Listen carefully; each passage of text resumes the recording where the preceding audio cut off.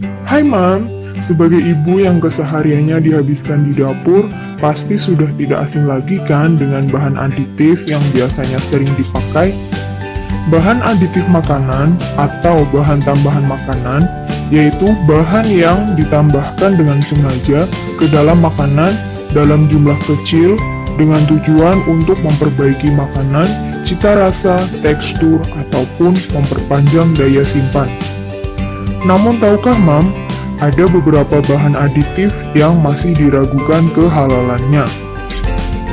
Di kemasannya belum ada label halal, sehingga dikhawatirkan jika itu terbuat dari lemak hewani akan mengandung minyak babi.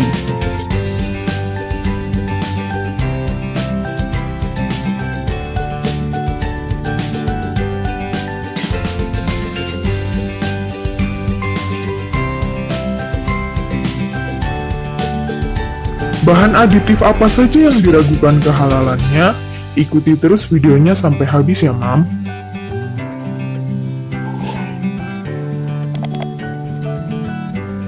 Bahan aditif yang diragukan kehalalannya, yang pertama, kalium nitrat. Kalium nitrat merupakan bahan kimia yang digunakan sebagai bumbu dalam pembuatan kornet, sosis, ham, dan meat tenderizer. Fungsinya sebagai bahan pengawet serta mempertahankan warna daging. Kalium nitrat diragukan kehalalannya karena terbuat dari campuran limbah hewani dan sayuran. Meskipun demikian, kalium nitrat telah digunakan sejak abad pertengahan. Di pasaran, kalium nitrat populer dengan sebutan sendawa. Ada juga yang menyebutnya saltpeter atau chili saltpeter. Dalam masakan Afrika Barat, kalium nitrat secara luas digunakan sebagai bahan pengental pada sup seperti sup okra dan isi ewu, ataupun pengental pada minuman.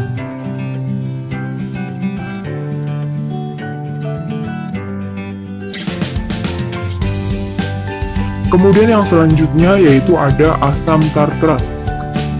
Asam tartrat diragukan kehalalannya karena merupakan hasil samping dari industri wine atau industri anggur. Asam tartrat berfungsi sebagai antioksidan serta pemberi rasa asam pada produk susu beku, jelly, roti, minuman, wine, dan lain-lain.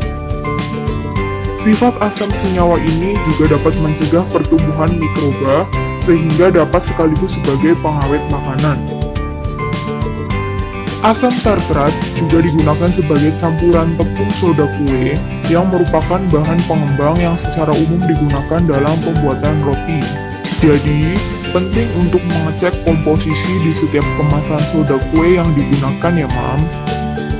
Selain itu, asam tartrat memiliki beberapa turunan yang juga diragukan kehalalannya karena materialnya terbuat dari wine.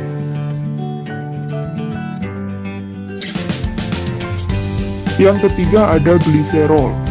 Gliserol diperoleh dari proses saponifikasi atau reaksi hidrolisis lemak hewan, serta merupakan hasil samping dari proses pengolahan minyak goreng. Gliserol berfungsi sebagai pelarut rasa, menjaga kelembapan, pemanis, dan dapat membantu mengawetkan. Gliserol biasanya digunakan sebagai bahan pelapis untuk daging, keju, kue, camilan, dan lain-lain.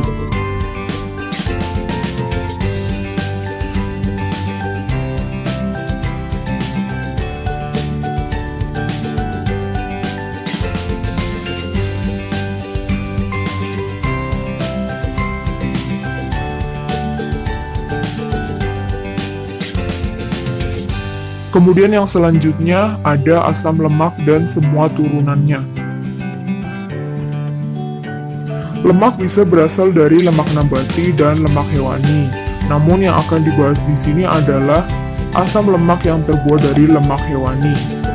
Sesuai namanya, asam lemak merupakan hasil dari proses hidrolisis lemak hewani. Pada hewan, asam lemak terbentuk dari karbohidrat yang sebagian besar berada di dalam liver, jaringan adiposa, dan kelenjar susu. Yang biasanya digunakan atau yang umum digunakan adalah daging babi dan bebek.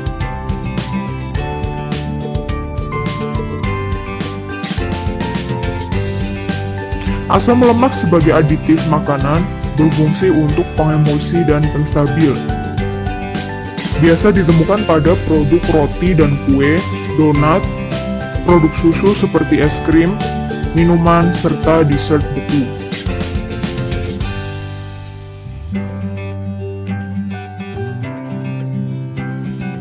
Yang selanjutnya adalah pengemulsi yang dibuat dari gliserol dan atau asam lemak. Jadi yang dimaksud ada dua pengemulsi ya.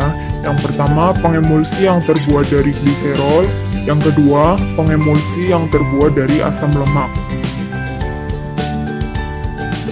Untuk menghasilkan gliserol dan asam lemak sebagai pengemulsi, penstabil, pengental, pemodifikasi tekstur dan pelapis, keduanya dibuat dari hasil hidrolisis lemak hewani.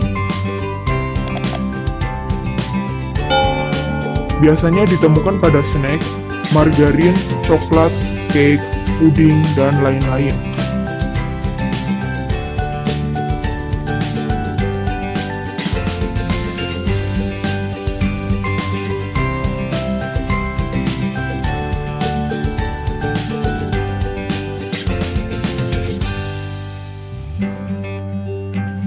Kemudian yang selanjutnya adalah edible bone phosphate.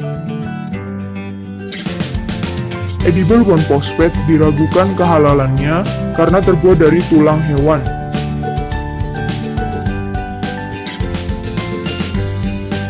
Digunakan sebagai anti-caking agent, pengemulsi, dan biasanya ditemukan pada produk-produk kosmetik atau pasta gigi.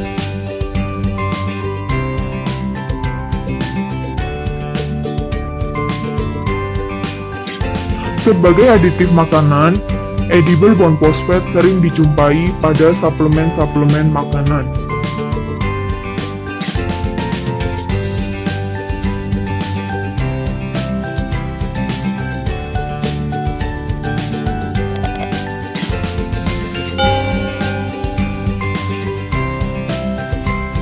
Selanjutnya ada asam stearat. Asam stearat atau asam oktadekanoat adalah asam lemak jenuh yang mudah diperoleh dari lemak hewani serta minyak masak. Wujudnya padat pada suhu ruang. Kata stearat berasal dari bahasa Yunani stear yang berarti lemak padat.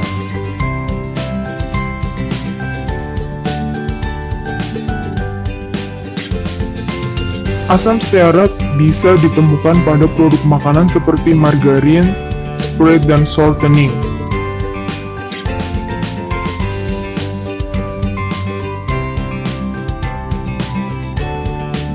Selanjutnya yaitu cysteine.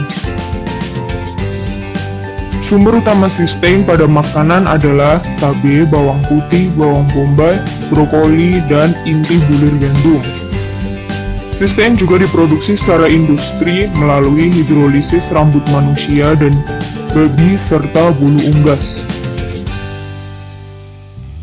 Tetapi sejak tahun 2001 juga telah dapat diproduksi melalui fermentasi mikroorganisme.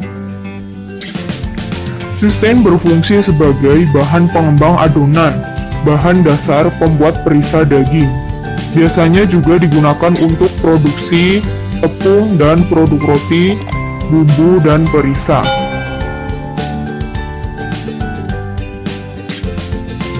Yang terakhir adalah wine vinegar. Wine vinegar dibuat dari wine dan bir.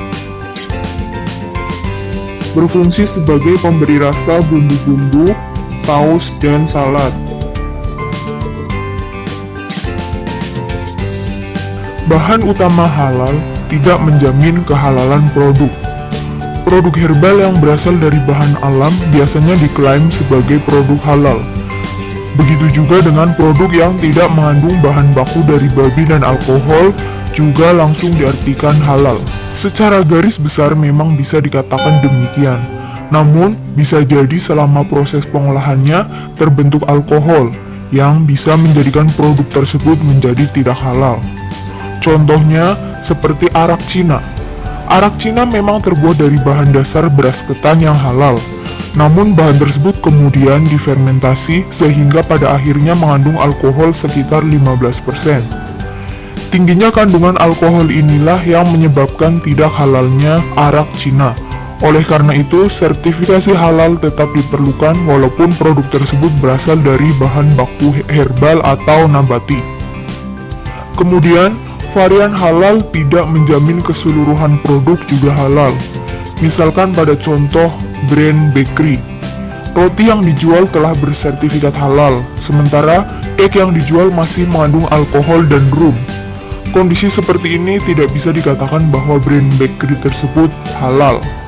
Jadi kita harus tetap waspada dan mengecek setiap varian produk yang dibeli. Penting ya Mam untuk mengecek semua komposisi dari setiap bahan yang kita gunakan sehari-hari. Jangan sampai karena bahan aditif yang sejimpit itu menyebabkan keseluruhan produk makanan jadi kita menjadi tidak halal.